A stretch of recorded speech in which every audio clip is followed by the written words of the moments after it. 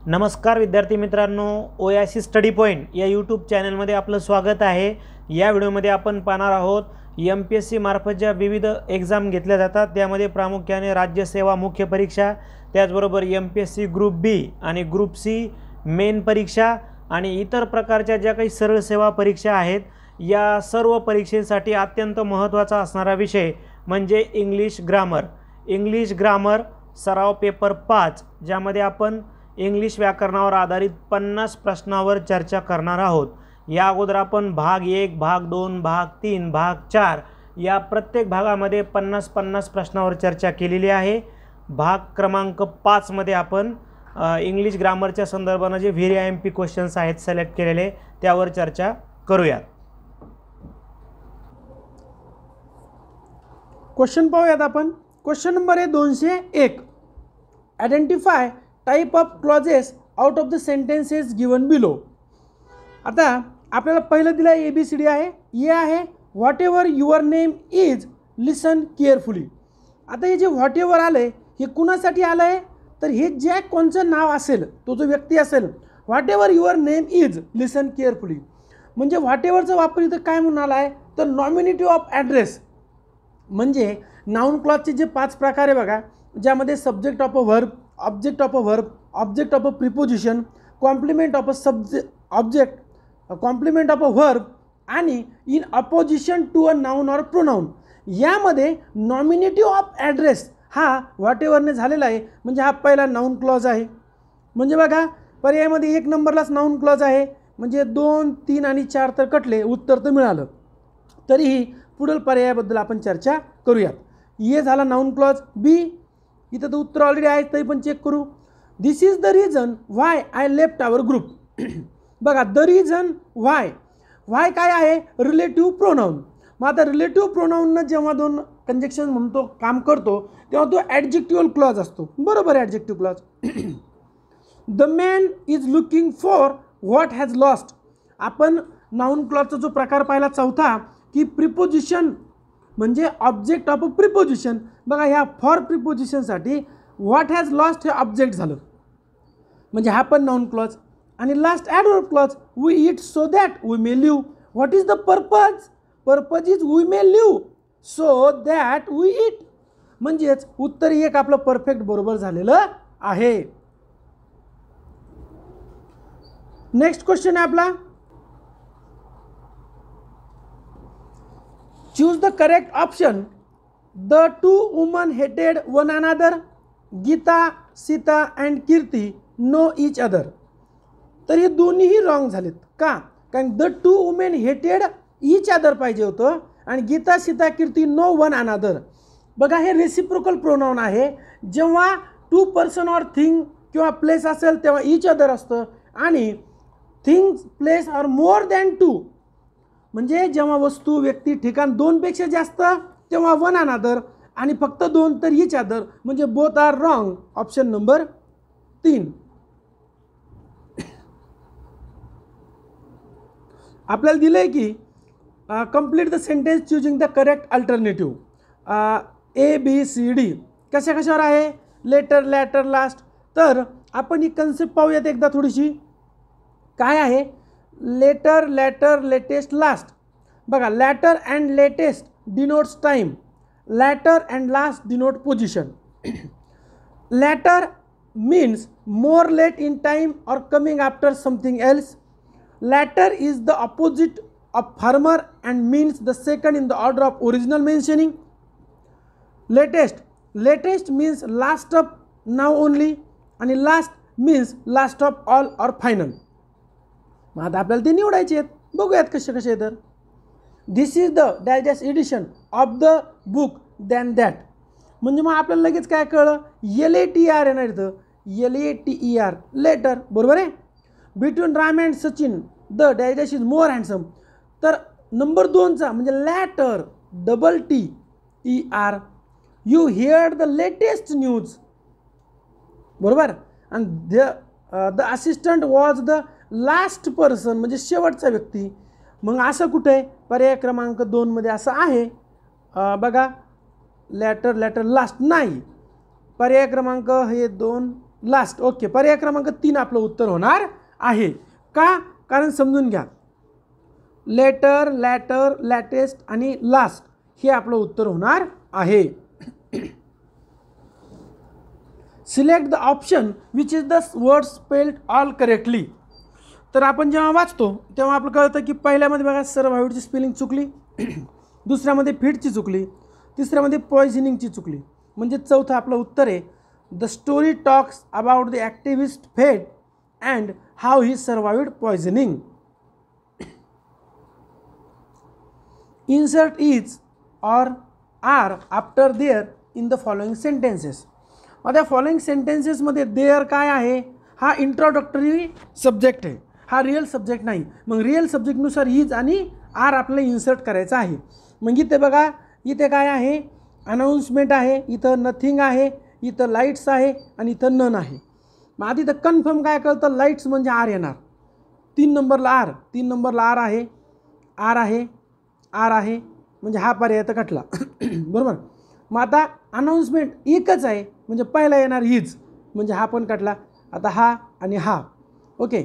There dash dash nothing to fear. Nothing म्हणजे काहीच नाही, म्हणजे इज, म्हणजे ऑप्शन 2 उत्तर होईल.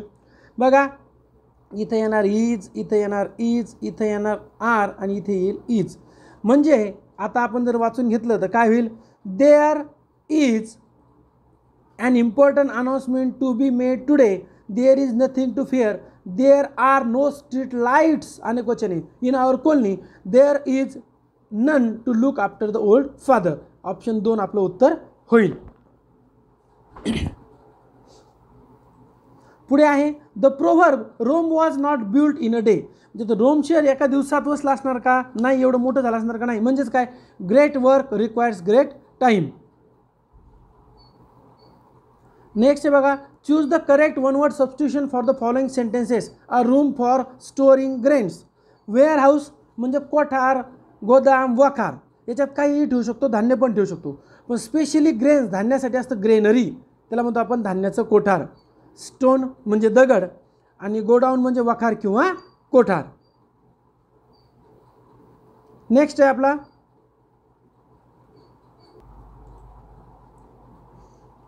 Match the words in column A with their opposite meaning in column B. Pragmatic. आता प्रॅग्मॅटिक म्हणजे व्यावहारिक. मग आता अव्यावहारिकला कोणता शब्द आहे? अनप्रॅक्टिकल, टेम्पररी, रेट्रोग्रेड, अँगर. तर अनप्रॅक्टिकल. येला 1. प्रोग्रेसिव्ह म्हणजे पुरोगामी, प्रगतिशील. तर याच्या विरुद्ध रेट्रोग्रेड म्हणजे प्रतिगामी. प्रोपिशिएट म्हणजे काय? शांत करणे, प्रसन्न करणे. याच्या विरुद्ध राग, अँगर. पेरेनियल म्हणजे काय? बारमाही, चिरकाल टिकणारा. याच्या विरुद्ध काय?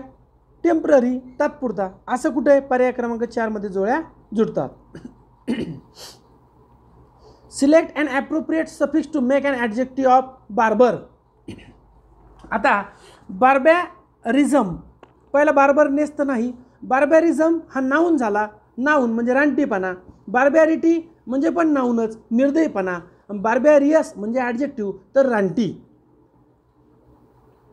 Select the correct spelled word. He has many accused of the misappropriation of funds म्हणजे गैरवापर करणे. ऑप्शन नंबर 4 ची स्पेलिंग करेक्ट आहे. He said to me I did lot of work yesterday. Change into indirect speech. आता statement आहे म्हणजे काय येणार आपलं? दॅट येईल. बरोबर आहे. आता इथं असं दॅट इफ असं येणार नाही. बरोबर आहे. इफ पण येणार नाही. म्हणजे 3 आणि 4 तर आपले गेलेत. आता बघा, सेड टूचं टोल्ड होईल. मग he told me that he told me that he, इथपर्यंत सारखंच आहे. आता डीड आणि हॅड, तर सिम्पल पास्ट असेल तर जर पास्ट परफेक्ट होतो म्हणजे हॅड डन. उत्तर 2 आपल्याला मिळाले. Choose the appropriate complete sentence करायचं. Articles. Dash dash rally was organised by. आता लेबर पार्टी म्हणजे कन्फर्म झालं की the Labour Party. To protest against dash dash rise in price of petrol. Of आलं म्हणजे द येणार. ऑफची फ्रेज आली. म्हणजे आता दुसरं आणि चौथं द. दुसरं आणि चौथं द आहे. दुसरं आणि चौथं द आहे. हात काटला, हात काटला. आता 1 आणि 3. मग बघा आता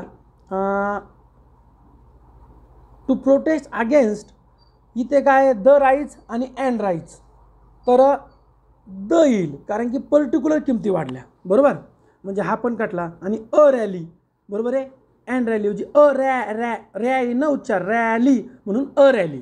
ओके, चला उत्तर एक आपल्याला मिळाले. Choose the correct exclamatory sentence in the given sentence. Mister Sen was a great educationist. मग आता ग्रेट एज्युकेशनिस्टचं काय आता बघा, हाऊ तर गेलाय, अँड पण गेला. मग आता राहिला 1 आणि 4. What a great educationist mister Sen. इथं वॉज मिस्टर सेन नसतं, तर मिस्टर सेन वॉज असतं. ही स्ट्रक्चर आहे, म्हणजे हे कट झालं. उत्तर एक आपल्याला मिळालं. जोड्या जुळवायच्या आहे. A style of full of words, बरोबर आहे. तर त्याला आपण व्हर्बॉस म्हणतो, वाचाळ किंवा बडबड करणारा. A book which gives information of all subject, encyclopedia ज्ञानकोश, विश्वकोश. A person who gives financial support, patron आश्रयदाता. One who is present everywhere, omnipresent सर्वव्यापी. असं कुठे पर्याय क्रमांक 1 मध्ये जुटलेल्या आहे. नेक्स्ट आहे आपला की बघा, complete the sentence with suitable option. If I had known you were in town. आता इफचं चौथी रचना जी आहे की हॅड नंतर V3, अशा वेळेस काय होतं, कॉम्यानंतर subject plus would plus have plus V3. असं कुठं आहे, ऑप्शन नंबर 3 मध्ये. परफेक्ट आहे, झालं उत्तर.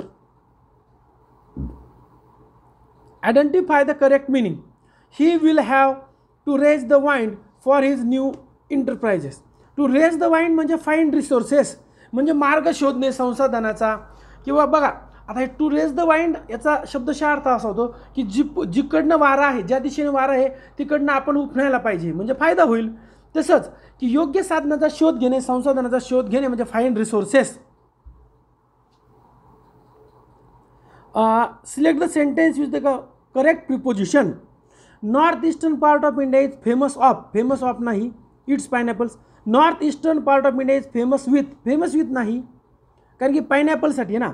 North eastern part of India is famous at नाही, फेमस फॉर पाहिजे, तर फेमस फॉर इथं आहे. हे आपलं उत्तर ऑप्शन नंबर 4. च्यासाठी प्रसिद्ध. Change this sentence into passive. The chairman was ringing the bell. The bell was being rung by the chairman. असं कुठे आहे, ऑप्शन नंबर 2. म्हणजे फक्त पर्याय कुठं शोधायचा, इतकं ते परफेक्ट आणि सोपं होतं. Select the most appropriate option to fill in the blank. The parents dissuaded their children from watching the movie. Dissuaded म्हणजे परावृत्त करतात किंवा पाहू नका का, because the vulgarity of the language. लँग्वेजची व्हल्गॅरिटी म्हणजे कसं, अगदी व्हल्गर शब्दांचा वापर त्यामध्ये होता म्हणून.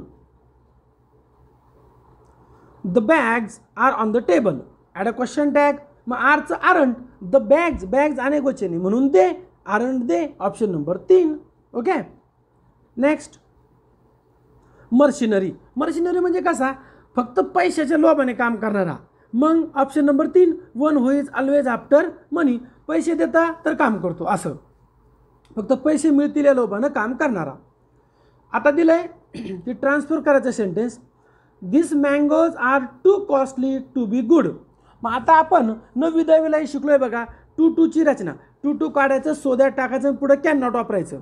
मग आता शोधूयात आपण असं कुठे आहे, तर बघा option number 2, this mangoes are so costly that. So दॅटची रचना, they can not be good, option number 2. Can not use म्हणजे to use so that use to. Identify the underline clause. Get out of my way, whoever you R.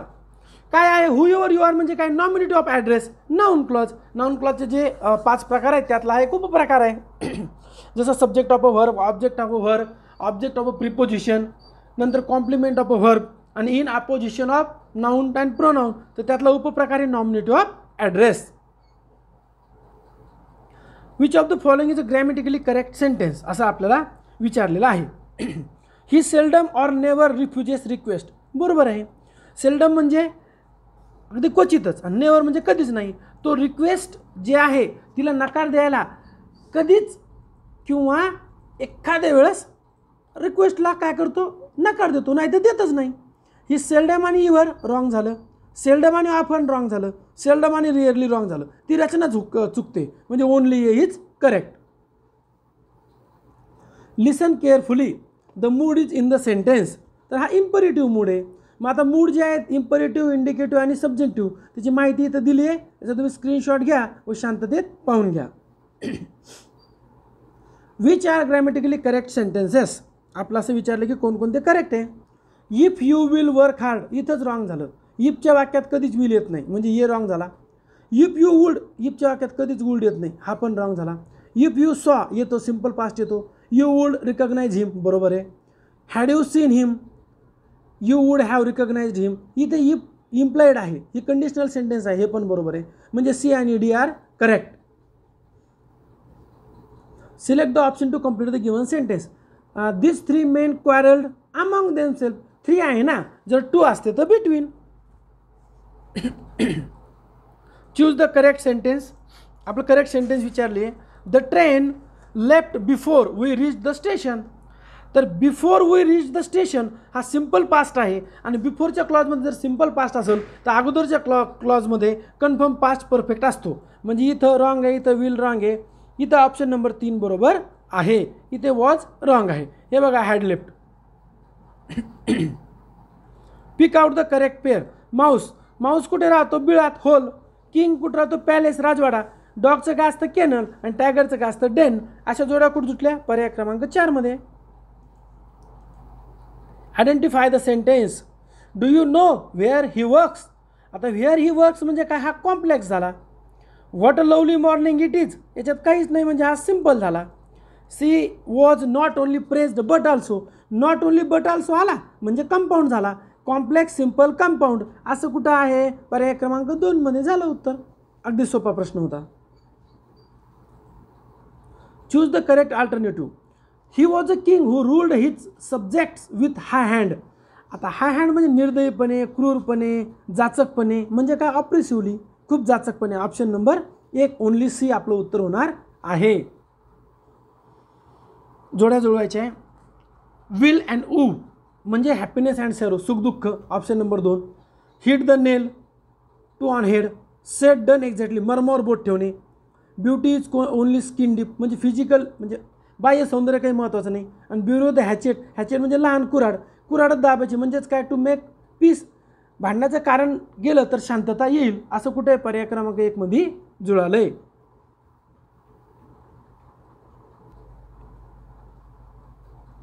Choose the collective noun for soldier. आता सोल्जरचं troop असतो. Army आहे, company आहे, regiment आहे, म्हणजेच all are correct.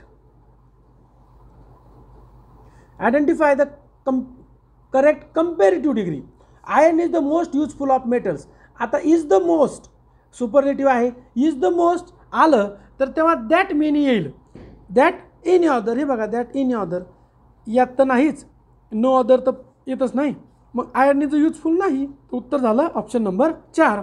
Iron is more useful than any other metal. Choose the correct sentence. आता इफचा clause आहे बघा. If Pooja had work hard she will have got the job she desired. आता इथे जेव्हा तुम्ही वाचलं तेव्हा जर इथे हॅड आणि V3 असेल इफच्या क्लॉजमध्ये तर पुढे वूड हॅव येणार, तर इथं विल आलं नाही जमणार. मग आता ऑप्शन नंबर 2 बघा. If Pooja had work harder she would have got job ही. आता ही नाही कारण ती सी होती ना, इथं पूजा होतं, बरोबर आहे. इथं पण सी आलं होतं म्हणून ते काय झालं? ही जॉब नाही ना, तर काय पाहिजे होतं? The job. म्हणजे हे पण रॉंग होऊन गेलं. आता if Pooja have work harder इथपर्यंत बरोबर. She would have got the job she desired बरोबर. ऑप्शन नंबर 3 उत्तर होणार आहे. Choose the alternative to complete the sentence. I am writing a letter to a friend of mine. Positive case. इथं मी, आवर self आणि माय self येत नाही म्हणजे फक्त D is correct. Identify the sentence. What a pity it is and how shameful is that you failed in exam. तर हे compound, simple compound, complex compound, compound बघा. अँड आलं आहे म्हणजे कंपाऊंड आहे, ओके. आणि दॅट आलं आहे म्हणजे कॉम्प्लेक्स आहे. Option number 2 compound complex. संयुक्त मिश्र वाक्य आहे ते. Match the following. आता इथं सिनोनिम आपल्याला विचारलेले आहे. मग आता सिनोनिम जेव्हा आपण मॅच करू तेव्हा आपलं काय करायचं? एक एक अर्थ बघायचा आहे. अफेक्टेशन्स म्हणजे विचित्र किंवा अनैसर्गिक वागणे, म्हणजेच काय असं कृत्रिमता त्याच्यामध्ये असणं, म्हणजेच आर्टिफिशियलिटी ऑप्शन नंबर 3. हावटी म्हणजे गर्विष्ठ घमेंडखोर असा इगोइस्टिक. इंड्युअर म्हणजे काय तर प्रयत्न प्रयास, तर आपण अटेम्प्ट म्हणू. आणि रिप्रूव्ह म्हणजेच काय निंदा करणे नालस्ती करणे म्हणजे कंडेम. असं कुठे आहे पर्याय क्रमांक 4 मध्ये. Find out common error. One of the 5 boys has done the home task, no error. बघा जेव्हा जेव्हा वन ऑफची फ्रेज येईल व त्यानंतर प्लुरल नाऊन येईल द बॉयज, त्यानंतर सिंग्युलर येईल, तर सिंग्युलर आलं आहे म्हणजे वन ऑफ प्लुरल सिंग्युलर हे वाक्य बरोबर आहे, म्हणजेच no error option number 4. Identify the correct meaning of underline. When she heard about the accident she started crying. आता ॲक्सिडेंटविषयी ऐकल्यानंतर शी स्टार्टेड क्राईंग म्हणजे शी ब्रोक डाऊन, म्हणजे असं लगे अचानक कोसळे गेलं रडू आलं. ब्रोक डाऊन म्हणजेच एकदम धीर गेल्यासारखं. Fill in the blank. Bulls bellow म्हणजे बुल्स काय हंबरतात, तर माईस क्वॅक स्क्वॅक म्हणजे चिची असा आवाज. हिस स्नेक फुसफुसा असा आवाज. येल फॉक्स किंचाळे किंकाळी. आणि लो किंवा मू म्हणजे हंबरणे. तुम्हाला पॅराजंबलचं करेक्ट ऑर्डर लावायची आहे. मग बघा नंबर 1 ला काय येईल.